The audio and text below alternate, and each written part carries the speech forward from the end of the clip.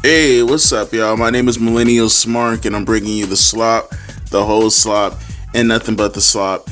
And I gotta tell you, this video right here is one of the more painful videos, only because the realization really starts to hit you when you start seeing posts like this.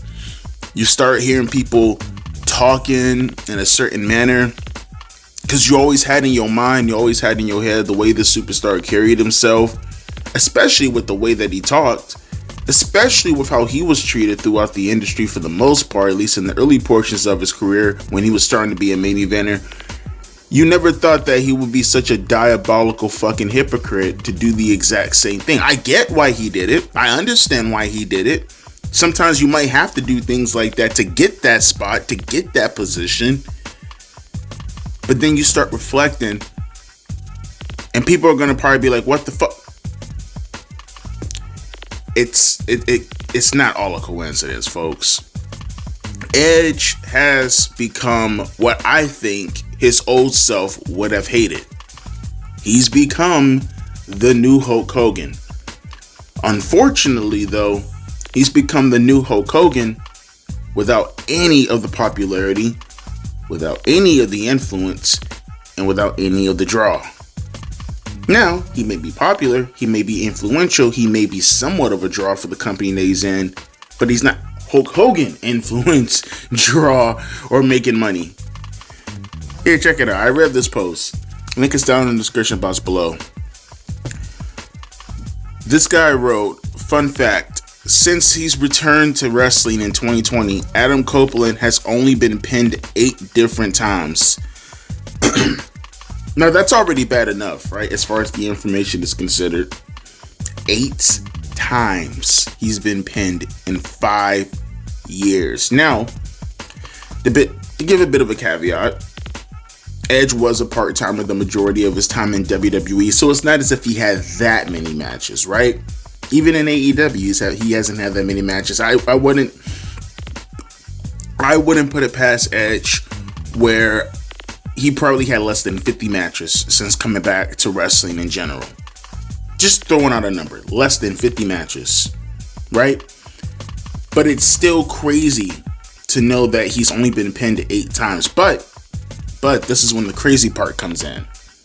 Those 8 times, check it out. The first one apparently was a match against Randy Orton where he didn't get pinned clean. He got low blowed by Randy Orton and then punt kicked in the head. The second match apparently was against Jey Uso attacked Cope and helped Reigns to finish Cope off. I guess that would have been against Roman Reigns. Jey Uso interfered in the match. Apparently in the match with Seth Rollins, I'm assuming that's the SmackDown episode, not too long before the Hell in a Cell match, Seth Rollins distracted Cope, which led to Reigns to beat him, or I guess that would have been the Money in the Bank match, right? Seth Rollins distracted Copeland, and then Reigns. Okay. This one would have been the SmackDown match. Number 4, a low blow by Seth Rollins before a curb stomp. 5, Finn Balor attacked Cope and helped Austin Theory win. I guess that would have been the United States Championship match on Raw. Then this would have been his AEW matches. Mother Wayne turned on Cope and helped Christian to win. Let's see. Obviously, okay, this one, Malachi Black used the Black Mist he used the Black Mist when the referee was distracted. And the latest one, which would have been the cash-in victory, which he wasn't even involved in the decision. Almost every match he lost, actually yes, every match he lost has some bullshit finish in order for him to get out looking clean. Apparently, I'm looking down the thread right now, the only time he lost clean apparently was in that 3-way match with AJ Styles and Rey Mysterio on an episode of SmackDown. Right? That's what it looks like. Yeah. And even then, though, he went 3-0 against AJ the previous year, according to this comment. And also, just throwing my 2 cents. Oh, and also, he took 2 finishers before that, too.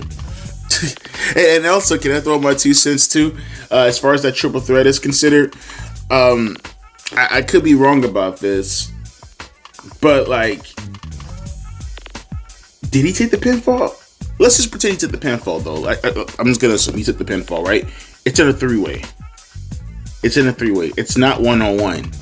So it's never going to be considered a clean win necessarily because, I mean, it's a triple threat match.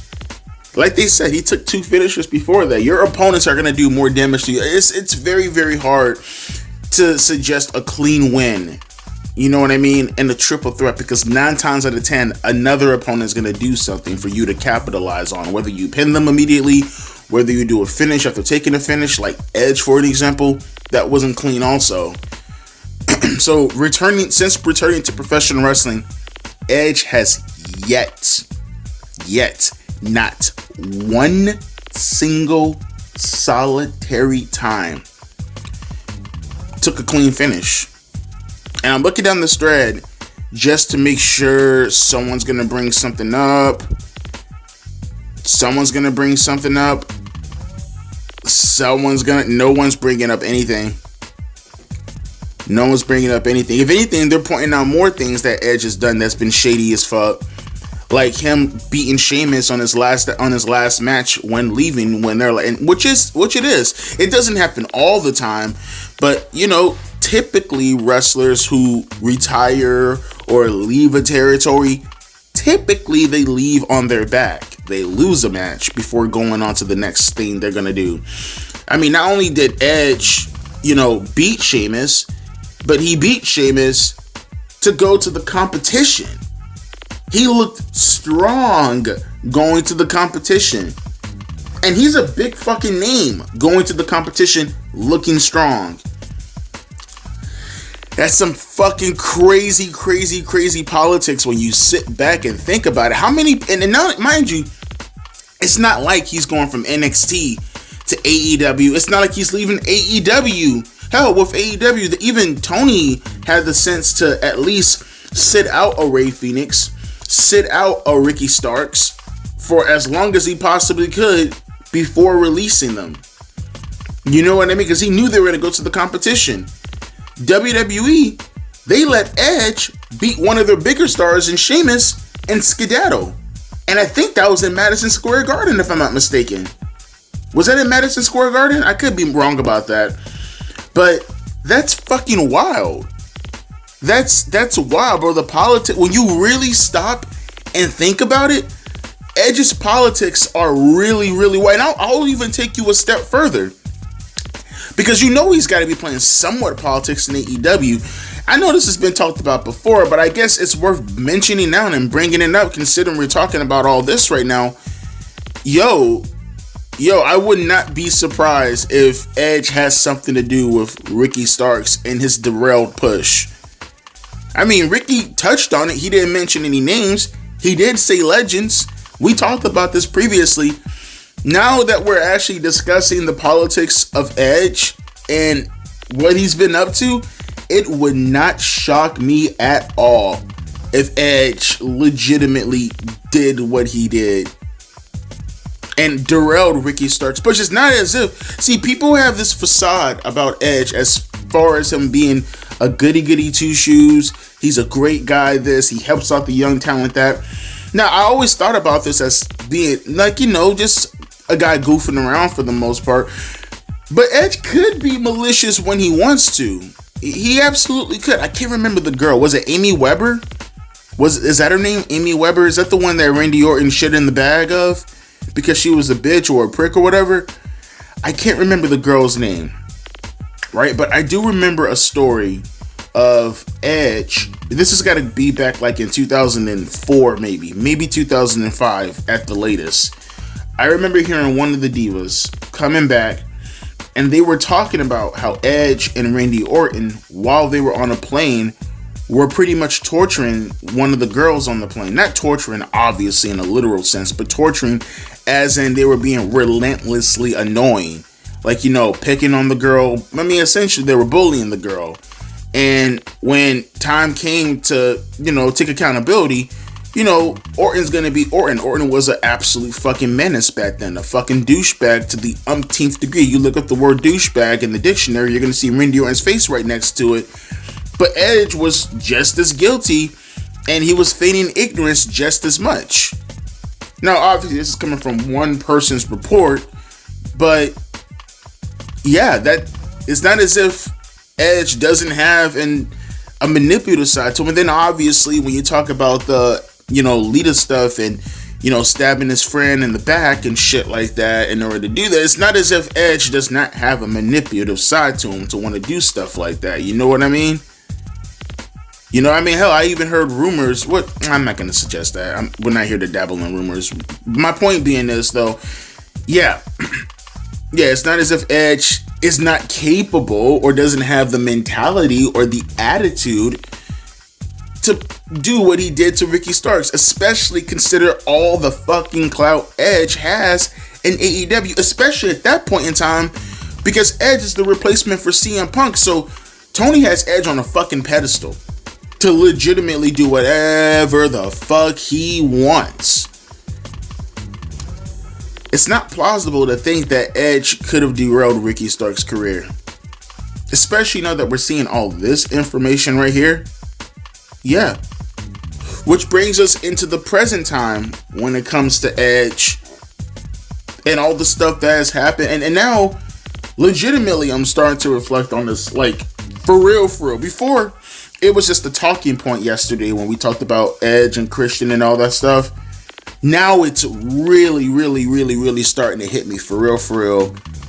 Like, Edge, did you really let your best friend? Because again, either A, Tony proposed it, B, Christian, being one of Edge's best friends, if not his sole best friend, wanted to get on the card. They were throwing around ideas, and Christian offered his assistance because he just doesn't give a fuck. But then Edge just sat there and let his best friend take his one and only opportunity in order to shine and throw it all the way so he wouldn't lose clean. That could be the second thing. Or the third thing, Edge was the one to propose it overall. Either way, it does not look good because either A, Tony brought it up. Edge did not go out of his way to tell Tony to fucking stop. He has the clout. He absolutely could. He absolutely could put his foot down and tell Tony not to go along with that decision. B, like I said, Christian wanted to do something on the card and he proposed the idea, but Edge didn't talk his best friend out of doing what is demonstrably burying his own career. He has to know how that's going to look in front of everybody. He's not an idiot. We're talking about the guy where him and Jericho went out of their way to tell John Cena not to do what he did to the Nexus. He's very self-aware. He's very, very self-aware how that would make Christian look. If Christian proposed that in order to get himself on the card, why didn't he talk him out of it? Or have done a better job to talk him out of it? Or put his foot down and say, no, Tony, we're not doing this. We're not going to let Christian bury himself like that. He's my best friend. Or Edge was the one to propose it himself. There's no way to look at this. There's no way to look at this any other way. And now that you see the history of Edge and what he's actually been able to get away with and do, yeah, it's not too far-fetched to think that any of those three things are plausible. I mean, one of those three things had to happen, obviously, because, well, the finish happened the way it did. But now it's way more likely. Because maybe there could be something that's completely an anomaly that I'm not thinking of that could have probably happened. But now I'm like 99.9% sure that one of those three things happened. And I'll end it on this. It's just funny, though. It's funny. Because, again, going back in the Edge lore, when you see Edge and you hear him talk, right? You even have to hear him talk. Just go back and watch some of his earlier work before he became the full-fledged rated R superstar. When he was on the rise and it was just a psychopathic kill around late 2004 to around mid 2005, right before he won the Money in the Bank briefcase. You know, the whole storyline, which was real. It was very real. You know, the whole storyline about Edge and how he wants to, for an example, he wants to be a main eventer and he was losing his mind and all that kind of stuff because he's at the cusp of being a main eventer and he can never attain it, and he felt that he was really, really good and he wanted to be in that spot, especially with the stuff that he was doing when he was on the rise after the King of the Ring in 2001, and now he has somewhat of a decently big push going into 2002, and how he was being heralded as one of the young stars of SmackDown in 2002. You know, he was a part of the SmackDown 6, right under Brock Lesnar and The Undertaker, to be one of those main guys. Then he had the neck injury in 2003 and came back at the draft in 2004, where he promised that he was going to take out Evolution one by one. You're all going down. Remember that promo? One by one. You're all going down. One of the worst promos of all time. That was Edge, by the way. Remember that? Remember that? To think that Edge didn't have a chip on his shoulder. To think that Edge probably snapped. And he thought to himself, if I want to make it to the big leagues, I need to do whatever I can. There have been plenty of records suggesting that Edge was on the rise in 05. And Triple H was intimidated by Edge. He knew that McMahon had a hard-on for Edge at that time. And there were rumors going around. I will suggest these rumors because it's not as bad to speculate on these. That Triple H was trying to hold down Edge. Around 2005, Triple H made it a point to try to hold down Edge. Especially because he wanted his boys to get up, you know what I mean? He wanted his boys like Batista and Randy Orton to be in that spot, but Edge was on the rise and he was a favorite of Vince McMahon's, which makes it all more, it makes it, that's why I look at people like John Cena for an example, and how much shit he gets. It makes it so much more incredible for John Cena, because Cena did not have anybody on his side when he was on the rise. You know, Batista and Orton, they had Triple H in their corner. Edge had Vince in his corner. Cena had nobody. Cena just had to do his own thing in order to get over, and they couldn't deny him his spot because Cena was just better than Edge, Batista, and Randy Orton. He was just flat out better. And then he got Vince McMahon on his side after that. But, you know, that 2002, 2004 period, Cena was on his own. He had nobody. And to think that he got into the spot that he did, that's why I never really give Cena that much shit. But he had nobody. It was just he, himself, and now on the island to himself. And he made himself more popular than all three of the guys who had all the backings of the big guys backstage. All props to Cena. Never will not take that away from him.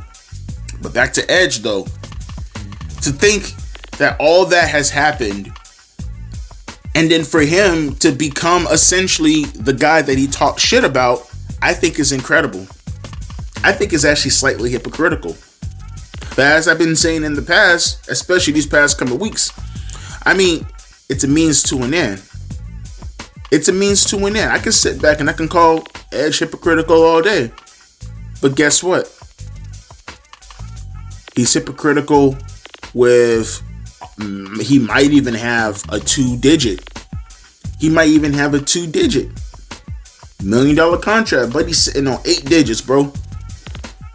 He's sitting on 8 digits probably right now. 8. Well over 10. But you gotta think, but his old WWE deal was $9 million. AEW's they're gonna top that. He's sitting on 8 digits. Dead ass. 2 digits as far as like, you know, like 10 million, but 8 digits overall. If you're too retarded to understand that reference. But yeah. Yeah, I understand why. I get it. But this facade of Edge being a good guy, Edge being the humble guy backstage, being a locker room leader and all that, take it to a certain extent. Maybe he'll help you. I'm not suggesting he wouldn't. Maybe he'll do this, he'll do that, he'll do this to look out for you. But when it comes time for Adam Copeland to get his, motherfucker gonna get his. He'll help you. He'll probably train you. But to a certain spot. And when it comes time for Edge to get his training and all that stuff, that kumbaya bullshit, out of the window. Best friends, all that shit, out of the window. Girlfriends, all that stuff, out of the window. Edge, he's about as close to his hero as people are willing to admit when it comes to Hulk Hogan. Because I mean, quite frankly, he is Hulk Hogan. Just Hulk Hogan of 2025. Let me hear your thoughts down in the comment section below in regards to how you feel about this. I used to be a person, again, I've had this conversation with people in the comment section not too long ago when he was being accused about this the first time. And I just kind of like, it's Edge, it's not that big of a deal. But then you see a post like this, then you see the Christian match, then you think about his past. It's too much of, it's way too many coincidences. Way too many coincidences to not put two and two together. Hogan is Edge in 2025. Or I guess Edge will be Hogan in 2025. It is what it is. But it's damn sure the truth. I'll see you guys later on tonight for the Dynamite review. Unless something blows up big that's crazy in the news. Until then, deuces, P, ice.